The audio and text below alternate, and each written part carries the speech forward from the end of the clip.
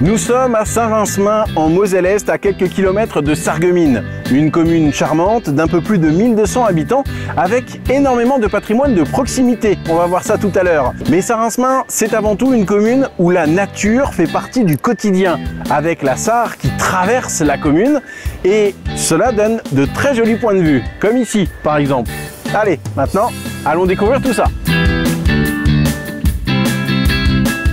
Charmant, paisible et pourtant bien vivant, ce bourg rural se situe dans le bassin versant du Rhin, à 2 pas donc de Sarreguemines et donc tout près de la frontière allemande.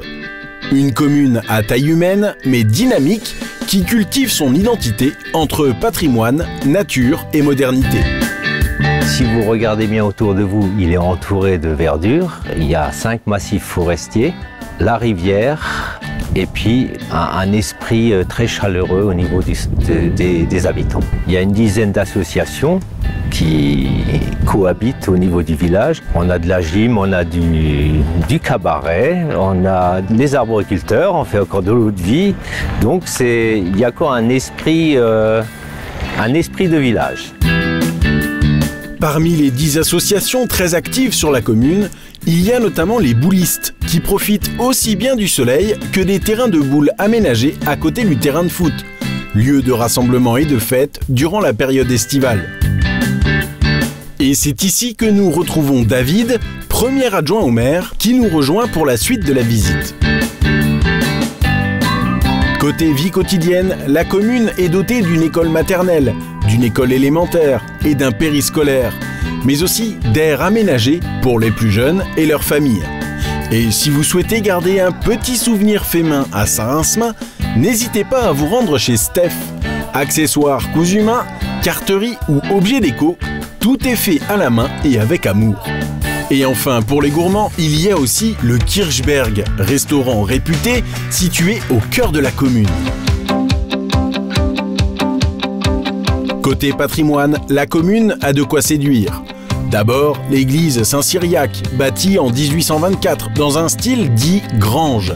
Elle a récemment fêté son bicentenaire. Et bien sûr, le célèbre moulin de Saint-Rincemin, dont la roue continue de tourner paisiblement grâce au courant de la Sarre depuis le XVIIIe siècle. Mais pour les passionnés d'histoire, nous pouvons remonter encore plus loin. Si le village est mentionné au Moyen-Âge, d'abord sous l'autorité de l'abbaye de Wadgassen au XIe siècle, puis rattaché au duché de Lorraine à la fin du XIIIe siècle, les premières traces d'occupation humaine remontent ici à l'Antiquité. Dès le 1er siècle, d'importantes installations agricoles sont attestées et, pour les amateurs d'archéologie, une découverte en particulier attire les curieux au cœur de la forêt, en bordure du village. Une villa gallo-romaine, découverte en 1967 par un habitant et qui va attirer l'attention des archéologues. Une villa équipée d'éléments de confort caractéristiques de la culture romaine. Bain privé, salle de réception, décoration murale, autant de détails qui mettent en évidence la richesse des propriétaires de ces lieux il y a 2000 ans. Donc ici nous sommes dans le massif forestier du Grosswald et devant les vestiges de la villa gallo-romaine du Grosswald. C'est une villa de 900 mètres carrés qui a été habitée au courant du 1er siècle après Jésus-Christ. Elle a été récemment réhabilitée par la commune et une association, l'association de la villa gallo-romaine. Donc il y a d'importants travaux qui ont été financés par l'État, par la région et la Fondation du patrimoine et le département, bien sûr. Les vestiges, donc là c'est l'ensemble de la villa.